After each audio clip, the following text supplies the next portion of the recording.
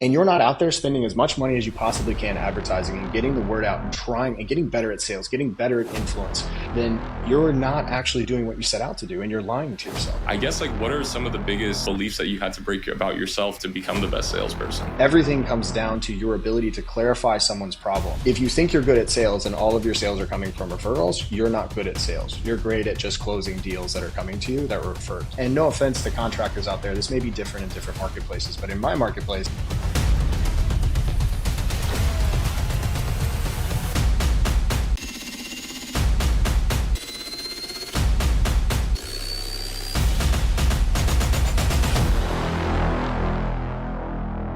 Welcome everyone to the second episode of Unconventional Materials. We invite leaders from different industries to speak insights into the construction industry. I'm super excited about our guest today. We have Cale Owen joining us. Cale is born and bred local from St. Augustine, Florida. He is the CEO of Gym Launch, and we're really excited to learn about Cale's journey coming up through the company and also what it's like to lead such a massive organization like Gym Launch. So without any further ado, Cale, what's going on, man?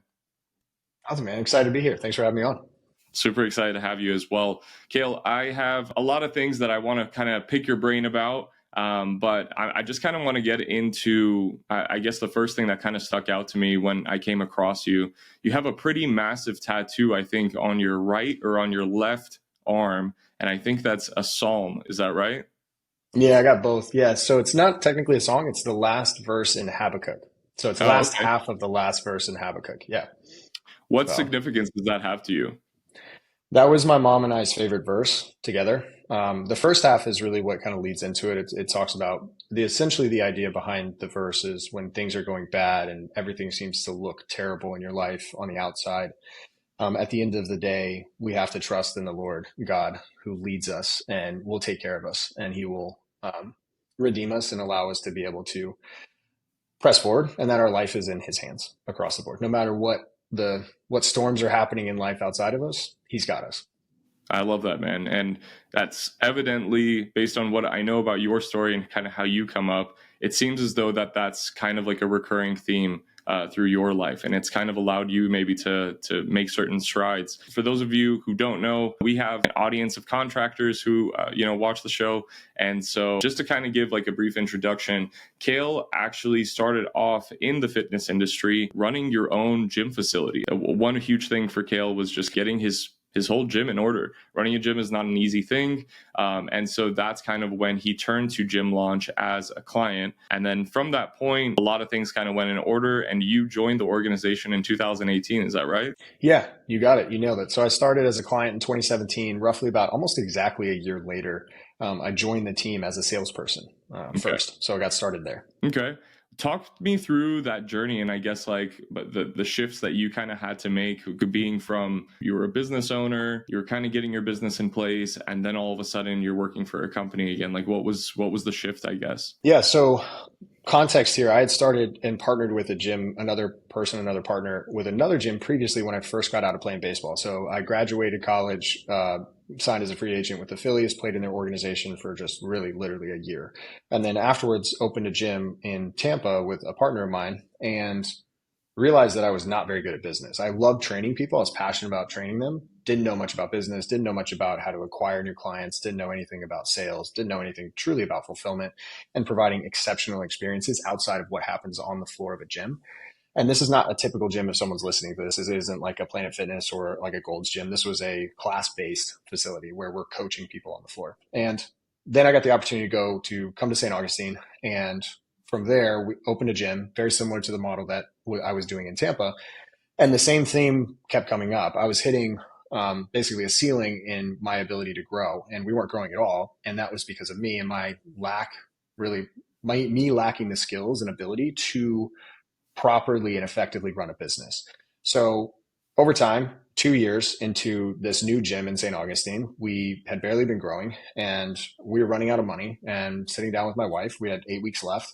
And I was like, we're pretty much done. A little while later, I saw this call. I was on this call with Alex Hormozi through another group. Heard him talking about how he's helping gyms scale like crazy. And I was like, hey, I own a gym. Like, I should check this guy out. So check this guy out. End up signing up. And one of the reasons why I did that was because it was a last ditch effort for my wife and I to figure out a way to solve this problem with the gym. Like we weren't growing. We had 33 members. I was losing money every month. I had already gotten a job like 2 months before to put food on the table because we had a 2 year old and soon to find out we had another one on the way. And I was like, I'm done. I'm tired of just eating it. And we signed up and we 2.5x our gym in 10 days with the system. So obviously I'm a big believer, made more money in 10 days than we had in the previous 9 months in the gym. Was able to get my wife out of her other job and come in and actually work in the business was the goal the entire time. And from that moment on, I became super ingrained in the culture of Gym Launch as a client first. And I started realizing that the more I learned from Alex and Layla and other people within the organization, I realized how inept I really was at business and how many deficiencies I had. And thankfully, like for a little while, I went through a stretch prior to this of, being fairly arrogant, like I think many of us are. But there was a self-awareness aspect of it where I was like, hey, you know what? I have deficiencies and I need to improve those. And I am absolutely willing to put aside this dream or this ideal for myself as an entrepreneur to sit under someone and learn from them so that long term I can win. And so when the opportunity came up, I actually reached out to Alex and I was like, hey, I saw an ad for a salesperson. You cool if I just send me your decks, like your PowerPoints, and I'll sell them? Because I knew they used decks anyway at the time and I'll do it for free. And he was like, well, I need someone full time. And I was like, well, what does that look like? So anyways, go through the process, get hired. And I really just wanted to be a part of Gym Launch because of what it had done for me. So I wanted to then pass that opportunity on to other gym owners. And my conviction was obviously through the roof. It had changed my life, changed my wife's life, changed my family's life, both mentally and financially. So we went from a broke, almost shut down gym to a massively profitable, well-run facility where my wife and I didn't even need to be there. And we ended up selling that gym in 2019. But joining the Gym Launch team, I learned a ton. I went from a salesperson to a sales manager, learned a ton, then went to a coaching manager. So I got to see the service side of it as well. So building a coaching team and then providing feedback and coaching for not only our clients, but also our coaches themselves and creating curriculum around that. And then from there, I became the general manager, the head of Gym Launch itself, basically in 2020, right before COVID. And then everything went downhill after that. And, but it was a great opportunity because I was there and Alex was like, I'm not going to save you. Like, I'll help you, but I'm not going to save you. And that was a big opportunity, a big moment for me to have to step up and figure it out with him. And it's not like he took a step back. He was always there for support. We talked constantly. And I get to really spend 2 straight years with him, weekly and daily almost. And like, we still talk almost daily today. And then in 2021, we got acquired by a private equity group out of California and ended up becoming CEO of, we have 3 companies now. We have Gym Launch, we have Prestige Labs, and then we have gymowners.com. Man, you got to get a water after that, man. That was a lot. That was amazing. It's crazy. It's a crazy story, man. It's nuts. It is, but I do see like there are parts of it where I'm kind of listening and I'm like, is he going to sink? Is he going to fall? Right? Like there's so many of those points throughout the story. The recurring theme was like this is an opportunity for me to learn something.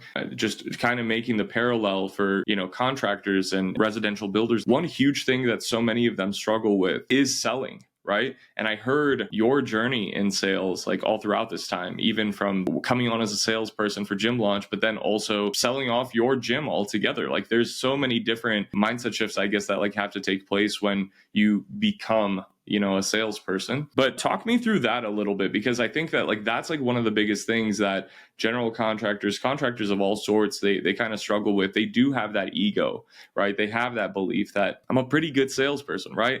90% of my business is referral based, right? And so they tend to believe that they're good at selling just because of the fact that people are knocking on their door. And maybe you can also speak to this too, but Alex has obviously been a huge part of your mentorship and becoming the salesperson that you are today. So I guess like what are some of the biggest beliefs that you had to break about yourself to become the best salesperson? Yeah, man, I've got so many different thoughts on what you just went through. Let me hit on a couple real quick so I don't lose them. So the first thing is, and I'm speaking how I would speak to gym owners, but it's the same across the board. So you hit on the fact that, let's say a contractor thinks that if you're listening to this and you think you're a phenomenal salesperson, but the vast majority of your leads are referrals, that means you have hopefully an exceptional service. That actually does nothing. That has nothing to do with your sales ability. Your sales ability is determined on, can you take someone who doesn't know you and hasn't been referred, sees an ad or hears about you through some sort of marketing, and you can then identify the problem that they have, and then you can communicate a solution in a way that serves their purpose, and you can then transfer your conviction of your own service to them, because sales is a transference of beliefs, aka conviction. And if you think you're good at sales and all of your sales are coming from referrals, you're not good at sales. You're great at just closing deals that are coming to you that were referred. And no offense to contractors out there, this may be different in different marketplaces, but in my marketplace in St. Augustine and St. Johns County in Florida, I work with contractors. I have a couple properties. I'm renovating one right now. I've gone through multiple ones. No offense to contractors out there, at least in my marketplace, they're all busy. So like referrals don't actually mean anything to me from the outside. When I hear that, I'm like, cool, you might be getting referrals because no one else is answering the phone call, like the phones. So like that doesn't mean you're good at business. It just means that there's a high demand and a really low supply. So, which is great in business. Now, what that means also is that you have the opportunity to scoop up most of the marketplace if you then level up your skill sets to go outside of this, which require you being an exceptional leader, maintaining service quality throughout the entire process, communicating extremely well, and being able to really staff your team and be able to build an exceptional team around you. But going back to the sales aspect, sitting under Alex and watching him talk consistently, even though he wasn't in day-to-day sales with us, he's still selling us as a team. He's still influencing us on a daily basis, and he's also influencing our clients. And so regardless of if you're doing sales one-on-one with a potential client, you're trying to sell someone, or you're doing it with your team, or you're doing it at a broad scale, everything comes down to your ability to clarify someone's problem, right? Label them with some sort of pain that you plan to solve. You need to overview everything they've done in the past and understand, what have you tried? Why didn't it work? What was great about it? Okay, great. So let me recap that with you. So what you did was this, this, and this, and you didn't like it because of this, this, and this. Okay, well, what if we did this? Would that make sense to you? Would that be a better experience? Would that fulfill on the problem? Would that go ahead and just put your mind at ease so that you understand that we can take care of this for you? And then you need to sell the vacation. I think too many times, just basic salespeople, period, regardless of the industry, they focus on the features, the benefits, and they talk about all of the micro details. If I'm a homeowner, I don't care about those. You don't need to tell me about what type of wood you're going to use. You don't need to tell me about like what type of siding or like the intricate stuff. And maybe I'm a different person than some that really wants to know, but like I'm a busy person. And when I'm doing this stuff, I want to know that it's going to be done with quality. It's going to be done timely, and that you're going to give me updates and let me know and set clear expectations for me, because I just want to know that it's going to be done right and on time and within budget. That's it. Because I have a dream of what I want, and I want that dream to come to fruition in a timely manner within budget. That's it. And if you can do that consistently, you're going to make more sales. And then the big problem is, and the big issue is, can you actually deliver on that? And that's a whole other thing. But yeah, sales is, it's very interesting. The thing with it is you just have to have more reps too. And you really get to understand how good you are when you step outside of referrals, because referrals should be layups, really. And if you're not closing 90% of referrals, then you're definitely not good at sales. Well put, no doubt. And I heard the closer framework in there, right? Like that's a huge part of the way that you guys still play to this day, is by using that framework to, clarify the issue, label it, and kind of take them through the rest of it. But you mentioned that sales is a transfer of belief, right? It's a transfer of conviction, really. Why do you feel like most salespeople across industries kind of just don't have that belief? Is it a culture thing internally, or is it a product thing, or is it a mixture of things?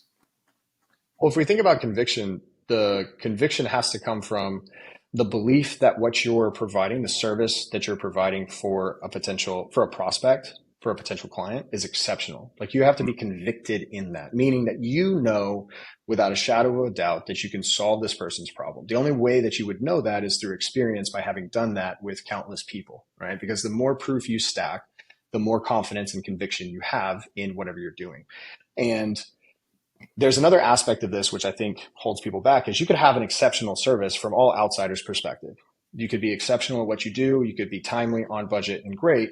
The thing that might be holding you back is more of a conviction in yourself and your own ability to communicate this. And you may have beliefs around the fact of, I'm worried about what this person will feel or think about me, which I'm going to take a very random approach to this. And that is, that's a very selfish way to approach life, because they don't No one is really looking at you and judging you on all of this.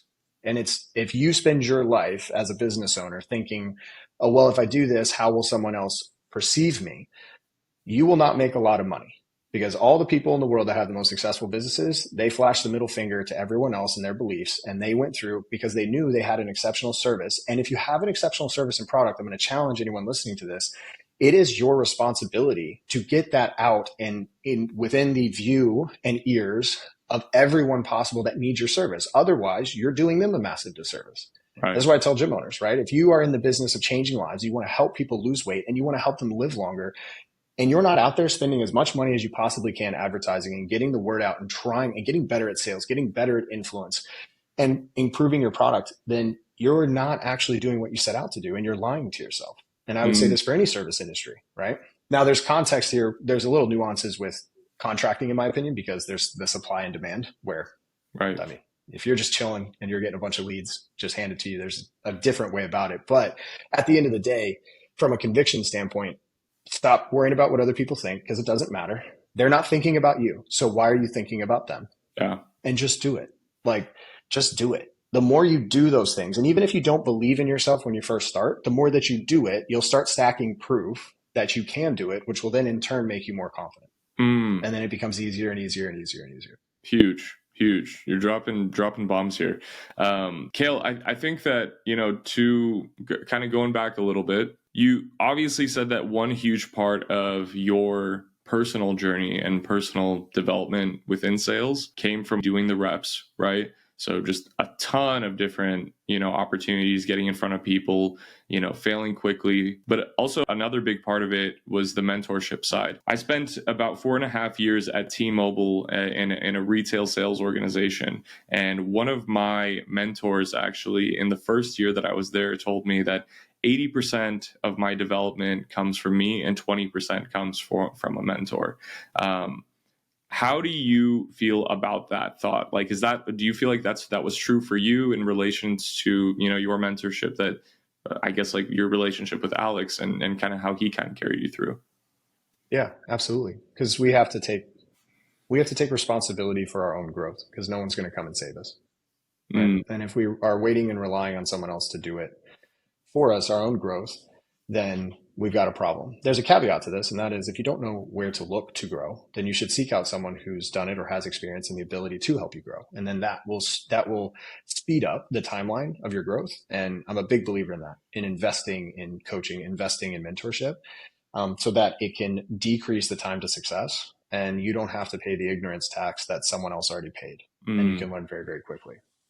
Yeah, that's huge. That all being said, Cale, I think that I have maybe just one or two last questions for you. You're the CEO of a company now, right? Your responsibilities have shifted dramatically from when you were general manager, probably, right? How do you view business today versus how you viewed it maybe 4 or 5 years ago?